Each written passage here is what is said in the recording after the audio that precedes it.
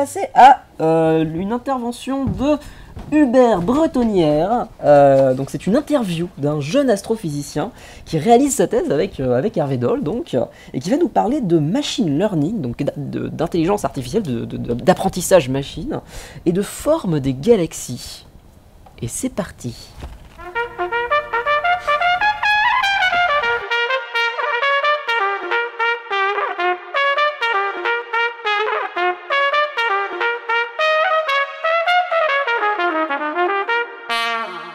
Bienvenue à la continuation de cette nuit du Big Bang au Big Band. Nous accueillons à distance mon cher collègue Hubert. Il nous expliquera pourquoi il est à distance. Bonsoir Hubert. Bonsoir. Et donc, est-ce que tu peux nous dire qui tu es, qu'est-ce que tu fais, sur quoi tu travailles, et puis on va discuter autour de ça. Ouais.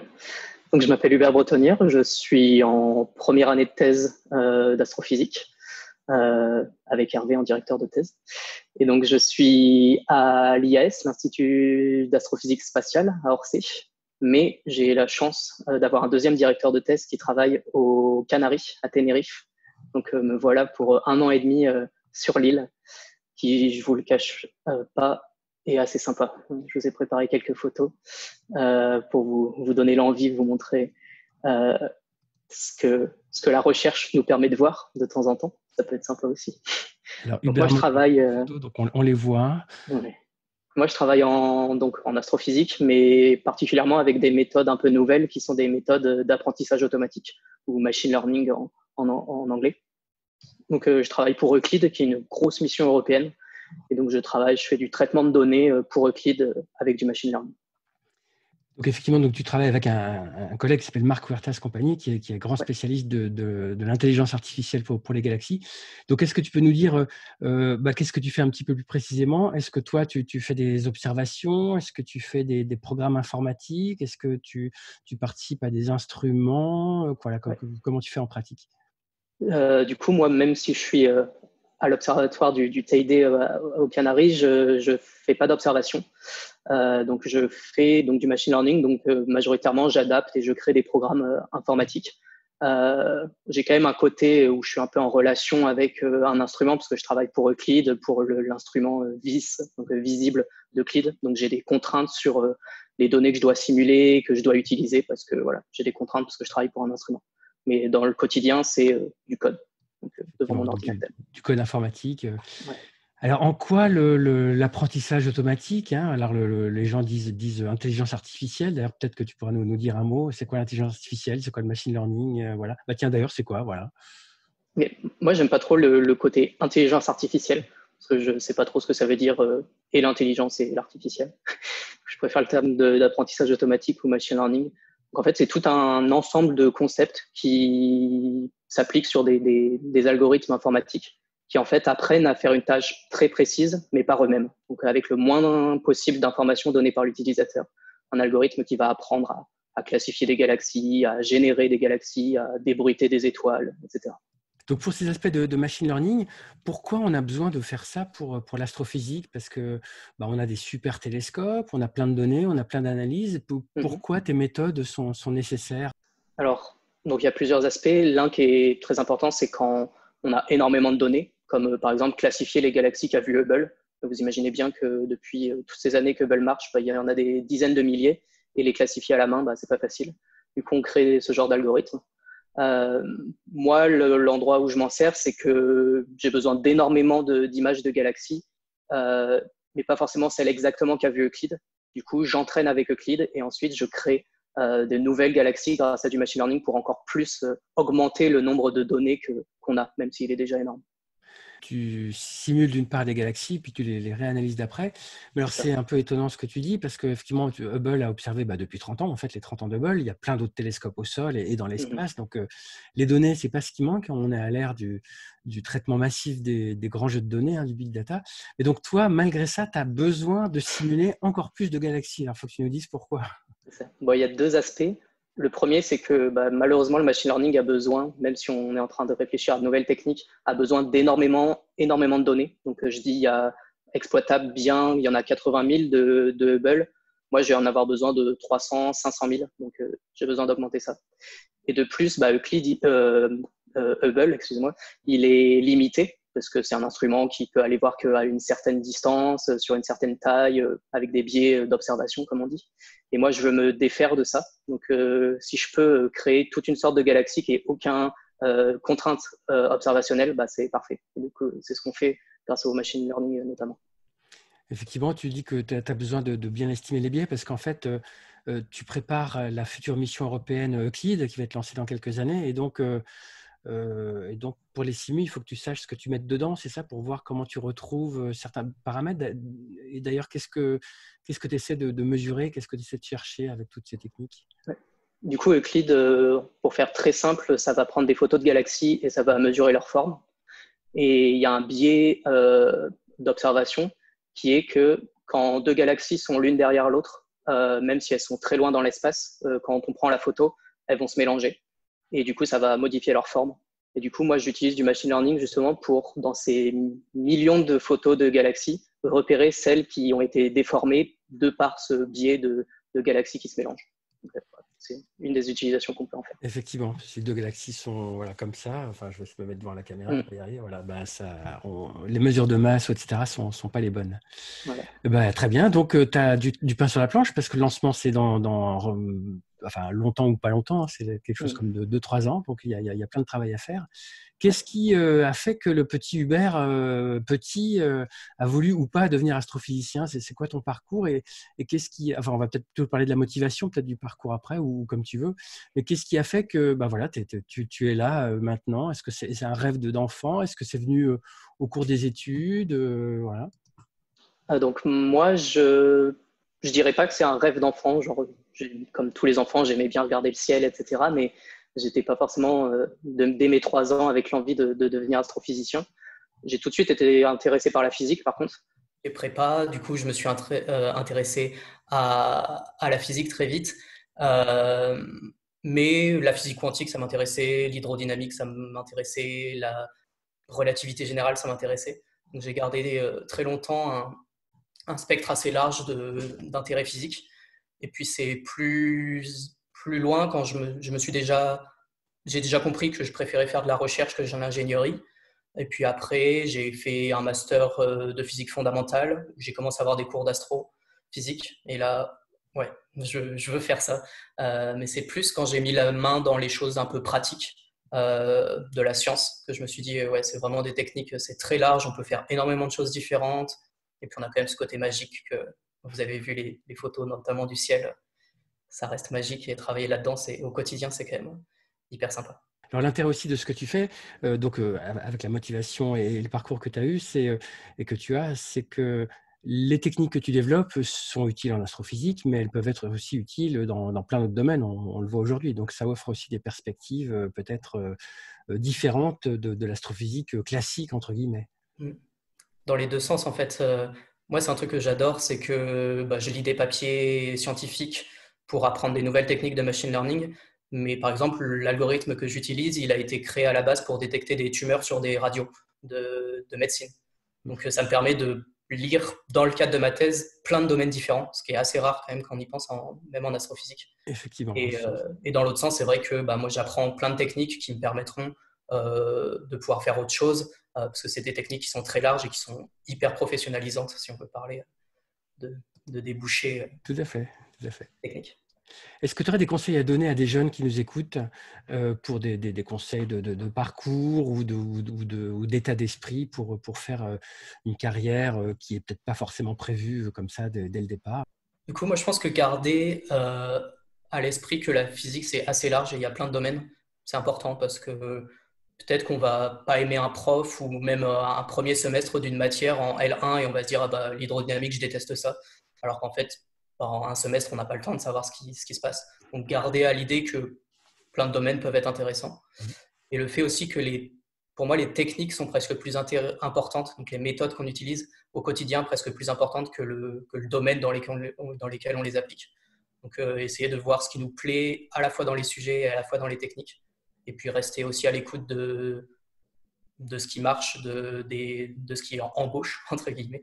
Moi, je sais que j'ai adoré le machine learning, mais aussi on m'a dit, pour avoir une thèse, c'est bien en ce moment parce que c'est prometteur. Donc, voilà, il y a plein de choses qu'on peut garder en tête et se dire, OK, cette technique-là, dans cette période-là, sur ce sujet-là, c'est important de garder l'esprit large pour savoir ce qui va pouvoir marcher et ce qui nous intéresse et ce dans quoi on est performant aussi. Très bien, merci pour ce parcours et ces conseils et cette ouverture.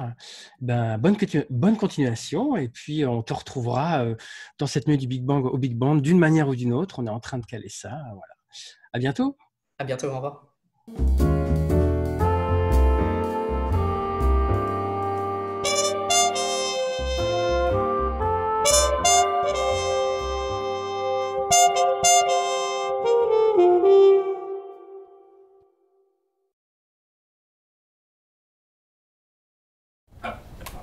Et nous voici de retour sur le plateau de la nuit du Big Bang au Big Bands.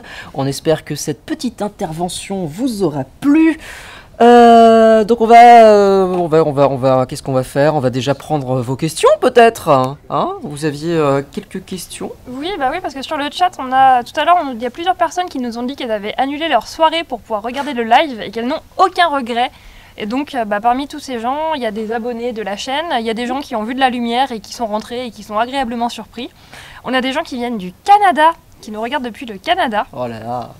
Et tout à l'heure, on avait Vaga sans nom qui demandait un petit peu les coulisses, qui demandait la taille du studio pour le live, combien on est, et c'est aussi si avec toutes ces sources de chaleur, si on n'avait pas trop chaud.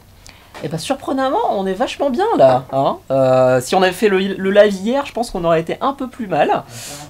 Mais là, on est dans une grande salle, on est 11 personnes à peu près. Toujours motivés après plus de 6 heures de live. Donc non, on est dans les meilleures conditions possibles.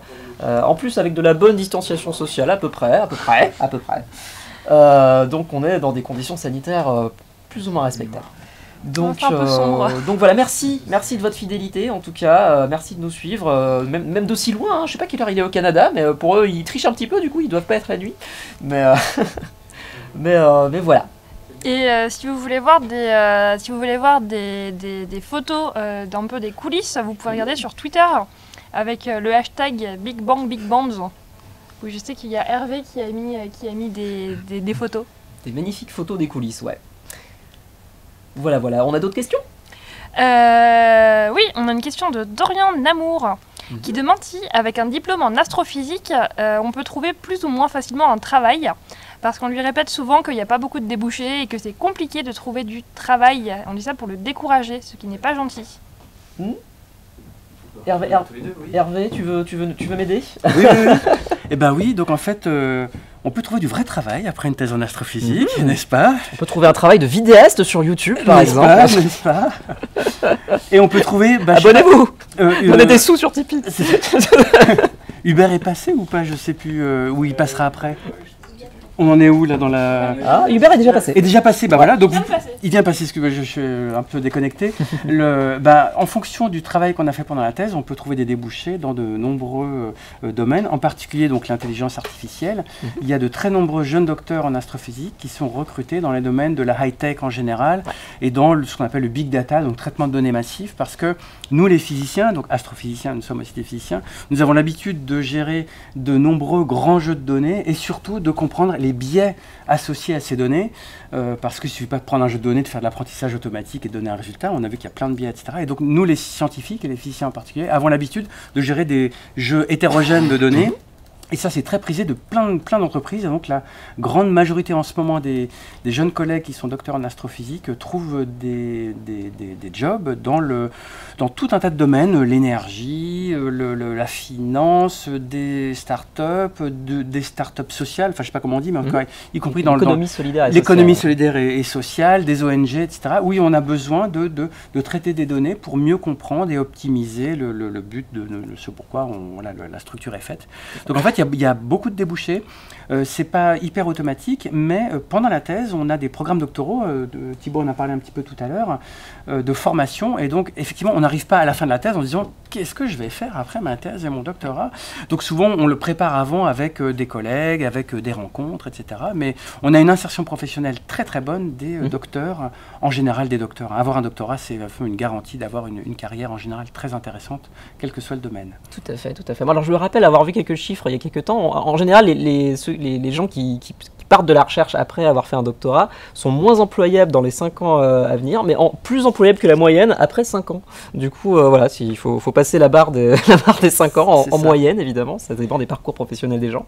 Mais on peut parfaitement se convertir. Alors, il y a évidemment la big data, mais il y a aussi la médiation scientifique. Il y a énormément de jeunes qui commencent à se reconvertir là-dedans parce qu'ils y voient un intérêt. Et souvent, c'est lié avec une vocation et une certaine passion pour transmettre les connaissances. Et donc, il y a pas mal de débouchés à ce niveau-là, que ce soit dans le journalisme scientifique, dans la médiation scientifique, donc le fait d'interagir avec des publics très très différents.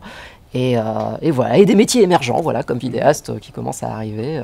Bon, évidemment, c'est un petit peu plus sur la queue de la gaussienne, mais ça arrive. Ou chez Unistellar aussi, on ne fait pas de la pub pour eux, mais effectivement, ils recrutent des jeunes docteurs dans tous les domaines, que ce soit communication, sciences participatives, et il y a plein d'autres exemples. Donc oui, c'est très très large. Tout à fait. Est-ce qu'on a d'autres questions? Oui. On avait une question de Richard Brown tout à l'heure qui demandait Starlink, vous en pensez quoi en tant que chercheur? Ah, beaucoup de mal. C'est de la daube. Alors, est-ce qu'on peut rappeler peut-être un petit peu pour les gens qui ne connaissent pas Starlink, qui ne connaissent pas Elon Musk, qui vivent dans une cave depuis un moment? C'est ça. Donc, bon, je ne vais pas m'appesantir sur Elon Musk, mais en tout cas, sa compagnie SpaceX prévoit d'envoyer 40 000 à peu près petits satellites. 42 000, merci de la précision. Donc des petits satellites qui s'appellent Starlink, on appelle ça des constellations de satellites, même si le terme constellation n'est peut-être pas idéal, mais en tout cas voilà des flottes de satellites qui ont pour but unique d'assurer des communications typiquement d'Internet des objets ou du réseau Internet 5G. Donc en gros les vidéos de chat, les vidéos d'autres choses qui vont donc inonder la planète. Et le problème c'est que nombreux de ces satellites tombent en panne. Même si c'est que quelques pourcents, vous faites si vous calculez 1% même sur 42 000 satellites, vous voyez qu'en fait ça augmente le nombre de débris. Et puis surtout, au niveau du crépuscule, quand vous êtes sur Terre, ces satellites qui passent, donc ils sont à quelques centaines de kilomètres d'altitude, donc ils passent très très vite. Si vous avez 40 000 au-dessus de vos têtes, en fait ils reflètent la lumière du soleil et ça fait des flashs brillants très très intenses et des traînées dans le ciel, ce qui en fait empêche toute observation astronomique pendant plusieurs heures après le coucher du soleil. Et il y a déjà, vous pouvez regarder ça sur le web, des images de grands télescopes au sol, avec des grandes caméras pour sonder l'univers, pour essayer de comprendre l'univers ou trouver des astéroïdes, voilà. En fait, les images sont inutilisables parce que elles sont zébrées par le passage de ces Starlink. Et là encore, il n'y en a pas 42 000, là il n'y en a que quelques milliers, même pas un millier je crois. Et donc ça va continuer et continuer et continuer. En fait c'est une sorte de pollution technologique et optique, et puis quelque part, on va pas lancer les grands mots, mais on privatise un peu le ciel. Et donc ça, effectivement, nombreux sont les chercheurs dont je fais partie qui sont vent debout contre ça. Voilà, l'espace appartient à tout le monde, il y a un droit de l'espace qui existe, alors ils sont en conformité, malheureusement, ils sont pas dans l'illégalité. Malheureusement, le droit de l'espace, en général, il est toujours en retard par rapport aux innovations. Exactement, parce qu'ils n'avaient pas prévu ces constellations-là, effectivement. Et donc là, effectivement, on peut se demander, est-ce que c'est vraiment utile? Enfin bon, moi j'ai la réponse évidemment, mais voilà, là il y a vraiment des excès qui sont apportés et c'est un modèle qui est très limité. Et voilà, on espère que ça va vite s'arrêter. Je l'ai peint en noir. Alors effectivement, les nouveaux sont en train d'être peints en noir parce qu'ils se sont quand même rendus compte qu'ils ont fait une grosse bêtise, une grosse connerie, mais ça ne réduit que d'un facteur...